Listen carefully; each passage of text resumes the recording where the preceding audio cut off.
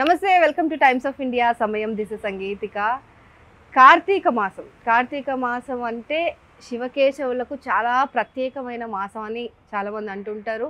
చాలామంది భక్తి భావంతో ఆధ్యాత్మిక మార్గంలో ఉండాలి ఈ మాసం అంతా కూడా అని చాలా ప్రయత్నిస్తూ ఉంటారు.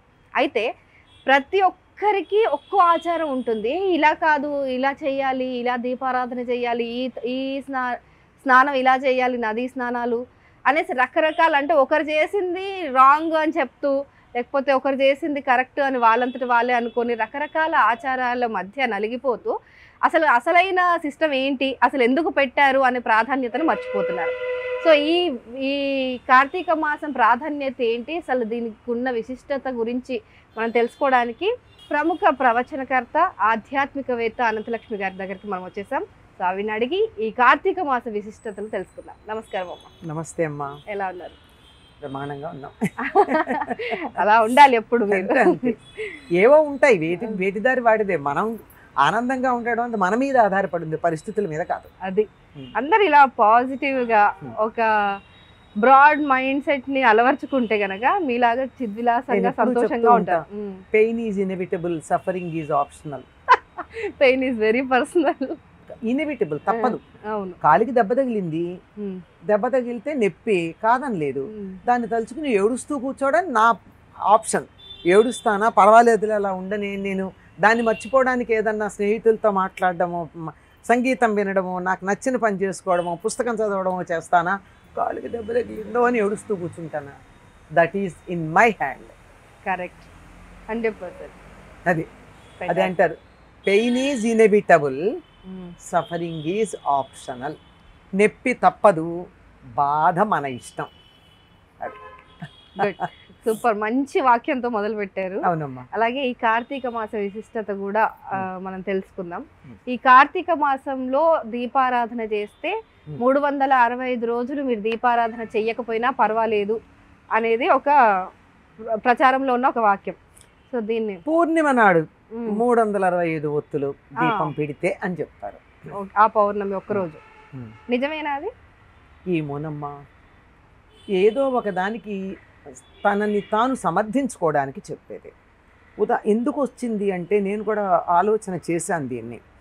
ఎందుకంటే మనం నిత్యం దీపం పెట్టుకుంటాం ఇంట్లో. సాధారణంగా సనాతన ధర్మాన్ని పాటించేవాళ్ళు, నేను హిందూ మతం అన్న పదం వాడను, సాధారణంగా ధర్మాన్ని పాటించేటటువంటి వాళ్ళు తప్పనిసరిగా దీపం పెట్టుకుంటాం. మనమే కాదమ్మా, ప్రపంచంలో అన్ని సంప్రదాయాల వాళ్ళు దీపం పెడతారు కదా.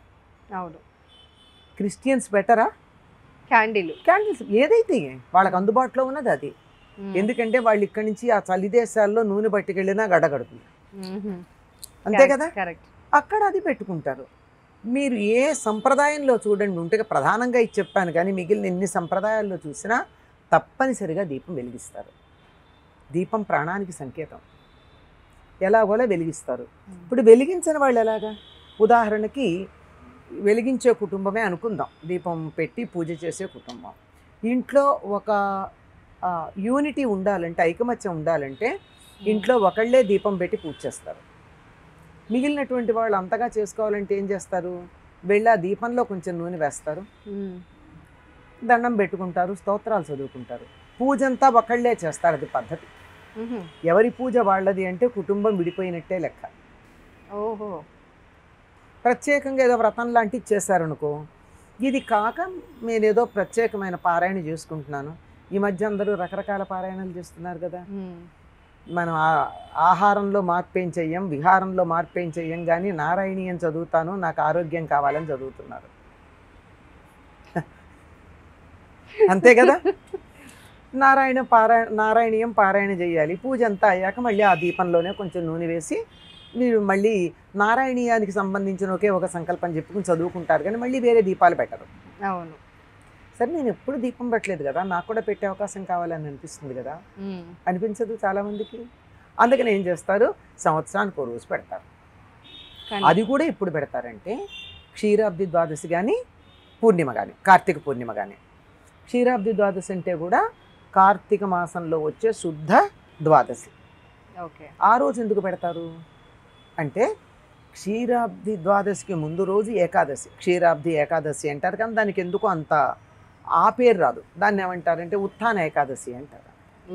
ఉత్థాన ఏకాదశి అంటే ఆషాఢ శుద్ధ ఏకాదశి నాడు నిద్రకు ఉపక్రమించినటువంటి యోగ నిద్రకు ఉపక్రమించినటువంటి శ్రీ మహావిష్ణువు లేస్తాడు. అప్పటికి సంవత్సరం వాళ్ళకు ఒక రోజు దేవతలకి.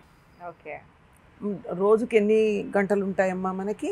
24 గంటలు ఉంటాయి, అంతే కదా. ఆ 24 గంటల్లో ఈయన 4 గంటలు హాయిగా పడుకున్నాడు. 12 గంటలు రాత్రి, 12 గంటలు పగలు, అంతే కదా.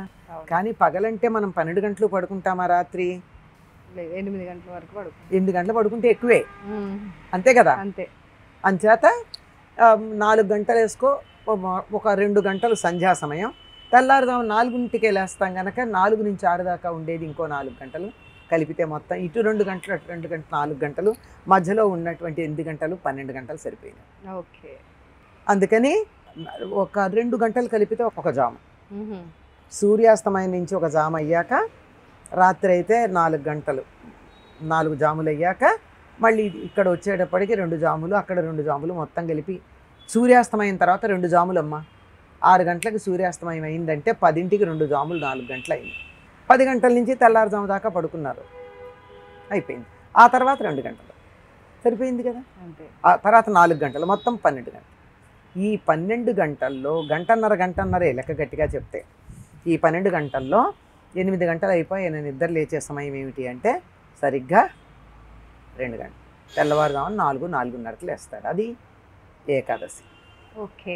ఆయన లేచిన తర్వాత ఆయనకి వెలుగు కావాలని చెప్పి పాలసముద్రంలో పడుకునే ఆయన కోసం గుమ్మం నిండా, పాలసముద్రం నిండా దీపాలు పెడతారు. అందుకని క్షీరాబ్ది ద్వాదశి అన్నారు. మనం అంతా చేయలేకపోయినా ఒక్కరోజు దీపాలు పెట్టి నారాయణుడికి అర్పిస్తే సంవత్సరం అంతా పెట్టినట్టే అని మన భావన. ఓహో, క్షీరాబ్ది ద్వాదశి అని అనుకుంటారా? క్షీరాబ్ది ద్వాదశి నాడు సాయంకాలం తులసి దగ్గర చాలా దీపాలు పెడతాం. అది కుదరనటువంటి అది చాలా దీపాలు పెడతాం. తర్వాత పూర్ణిమ నాడు 365 ఒత్తులు వేసి దీపం పెడతాం. 360 ఉంటాయి నిజానికి, ఎందుకో ఎందుకంటే దేవత లెక్క ప్రకారం 365 రోజులే దినాలు దేవమానానికి. 360 రోజుల దేవమానానికి, దేవతలకి. ఓకే. మానవులకి 365 భూలోకంలో. ఓకే. భూలోకంలో మనకు సంవత్సరం అయితే దేవతలకు ఒక రోజు అవుతుంది. ఆ లెక్కన అనమాట. ఆ లెక్కనే కదా ఆయన రాత్రి తెల్లవారి ఆ రకంగా పెడతాం. అలా పెడితే అది సంవత్సరం అంతా పెట్టకపోయినా ఆయన కోసం, వాళ్ళకి సంవత్సరం కదా, వాళ్ళకు ఒక రోజు అయింది, మనకి సంవత్సరం అయితే అంచేత ఆ రోజు పెట్టేసి మన సంవత్సరం పూర్తయిందని సర్దుబాటు చేసుకోవడం, అది అడ్జస్ట్మెంట్ కోసం. తర్వాత ఇంకోటి ఏం చెప్తారంటే, ఇంత చేసినా అప్పుడప్పుడు ఒకరోజు ఊరిళ్ళో ఇంట్లో లేకో ఇబ్బంది వచ్చో దీపం పెట్టలేకపోతాం. ఎప్పుడైనా సంవత్సరం మొత్తం మీద ఒకరోజు దీపం పెట్టలేకపోతే దాని తాలూకు ప్రభావం దానికి కూడా పూర్తి చేసినట్టు అవుతుందని కొంతమంది చెప్తారు. కొంతమంది ఏంటంటే సంవత్సరం మొత్తం పెట్టకపోయినా పర్వాలేదు, కార్తీక పౌర్ణమి రోజు ఒక రోజు పెడితే సరే. అంటే ఇది ఎలా ఉందంటే కన్సెషన్ ఇస్తే అది రైట్ లాగా తీసుకోవడం. ఎగ్జంప్షన్కి రైట్కి తేడా ఉందమ్మా. ఎగ్జంప్షన్ని రైట్గా తీసుకోవడం అన్నది చాలా తప్పు. నువ్వేదో కొంచెం వాళ్ళ ఒంట్లో బాగాలేదు కనుక ఆలస్యంగా రావడానికి అనుమతి ఇచ్చాను అన్నాను అనుకో, యజమాని అన్నాడు అనుకో, ఒంట్లో బాగున్న రోజున కూడా నిన్ను అనుమతి ఇచ్చాడని వాళ్ళు మానేస్తామా? అలాగే కన్సెషన్కి రైట్కి తేడా తెలుసుకోవాలి. పెట్టుకుంటే పెట్టలేదు ఏదో కారణంగా, పెట్టి తృప్తి పడదాం, పెట్టినా పెట్టుకుందాం, తప్పు లేదు. కానీ వాళ్ళ పెట్టా గనక మానేస్తాననడం ఉంది, అది తప్పు. రైట్. అలాగే ఆవు నెయ్యితో మాత్రమే పెట్టాలి నూనె దీపం అని అంటారు. మామూలుగా అయితే దీపాలు ఆవు నెయ్యితో పెట్టాలమ్మా. ఇప్పుడు ఆవు నెయ్యి ఎక్కడ దొరుకుతుంది? దొరుకుతుందా? దొరికిన జెర్సీ ఆవు నెయ్యి లేదా కొవ్వు గేదె నెయ్యి కలిపి అందులో కొంచెం పసుపు వేసి అక్కడ తయారు చేసి ఆవు నెయ్యి అంటున్నారు. మంచి ఆవు నెయ్యి 5,000 రూపాయల పైన ఉంది కిలో. దీపానికి పెట్టడానికి మీకు మనస్కరిస్తుందా? పైగా దీపావళికి కార్తీక మాసానికి ఒక కన్సెషన్ ఉంది. దీపావళి నాడు ఆవు నెయ్యితో పెట్టుకుందాం, లేదా తులసి దగ్గర కానీ దేవుడి దగ్గర కానీ ఆవు నెయ్యి దీపం పెట్టండి. కానీ తిలే లక్ష్మి, జలే గంగా ఉంటాయని చెప్పారు, వాగ్దానం చేశారు కార్తీక మాసంలో. నీళ్లలో గంగాదేవి ఉంటానంది, నువ్వుల నూనెలో నేను ఉంటానంది లక్ష్మీదేవి. ఓహో. అంచేత కార్తీక మాసంలో రోజు గంగా స్నానం మనం ఇంట్లో చేయొచ్చు. చక్కగా గోరువెచ్చని నీళ్లు తీసుకుని, వేడి నీళ్లు పోసుకోకూడదు కదా, చన్నీళ్లు కూడా పోసుకోకూడదు కదా. లూక్వామ్ అంటే నదిలో ప్రవహించే నీళ్లు ఏ వేడిగా ఉంటాయో అటువంటి వేడి నీళ్లు తీసుకుని దాన్ని చేత్తో ఇలా తిప్పి ఆ అలల్లాగా వచ్చినప్పుడు గంగే గంగే గంగే అని తలుచుకుని, అమ్మ గంగా ఇందులోకి రా అని అనుకుని స్నానం చేస్తే గంగా స్నానం చేసినట్టు. అలా రోజు చేయాలా కార్తీక మాసం? కార్తీక మాసం అంతా చేస్తారు చాలా మంది. నిత్యం చేసినా మంచిదే, నిత్యం గంగా స్నానం చేస్తే కూడా. కానీ అందుబాటులో ఉండదు. నేను చెప్పింది ఏంటి, ఈ నీళ్లు చేయొచ్చు. ఇది అందుబాటులో లేదా? మీ బాత్రూంలో మీకు బకెట్ లేదా? బకెట్లో నీళ్లు పోసుకోరా, నీళ్లు దింపాక ఇట్లా తిప్పరా?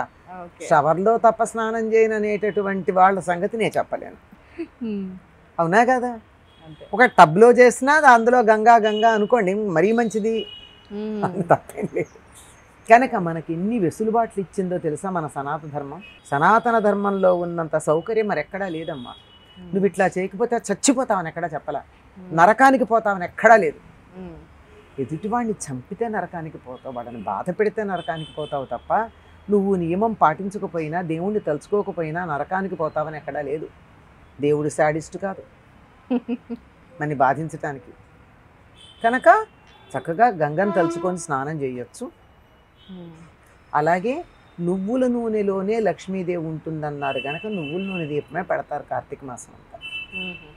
ఈ పిచ్చి పిచ్చి నూనెలన్నీ కాకుండా చక్కగా గానుగకెళ్ళి నల్ల నువ్వుల నూనె తెచ్చి దీపం పెట్టినట్టయితే, దాని దగ్గర కూర్చుని మనం పూజ చేసుకున్నట్టయితే కొలెస్ట్రాల్ కూడా తగ్గే అవకాశం ఉంది. జస్ట్ పూజ చేసినంత మాత్రానే. అమ్మ దీపం పెడితే పొగ వస్తుంది కదా, పొగ పీలుస్తాంగా 1 గంట. అంచేత ఆవునేతి దీపం శ్రేష్టం కాదనలా, కానీ ఆవునేతి దీపం కన్నా ఈ మాసం అంతా దీంతో పెడతారు. గుమ్మాల్లో పెట్టేవి, తర్వాత తులసి దగ్గర పెట్టేవి నువ్వుల నూనెతోనే పెట్టడం శ్రేష్టంగా చెప్తారు. రైట్. అలాగే మీరు ఇందాక ఒక మాట అన్నారు, అంటే ఖచ్చితంగా పాటించాల్సిన అవసరం లేదు సనాతన ధర్మంలో, అలాంటి రూల్స్ అలా అంటే ఎగ్జామ్షన్స్ ఇచ్చావు. అది నీ క్లీన్ చిట్ కాదు, నువ్వు చెయ్యక్కర్లా అనలా, నీకు వీలు కాకపోతే పర్వాలేదన్నారు. అంటే వీలు కాకపోతే వీలై మానేయడానికి కాదు.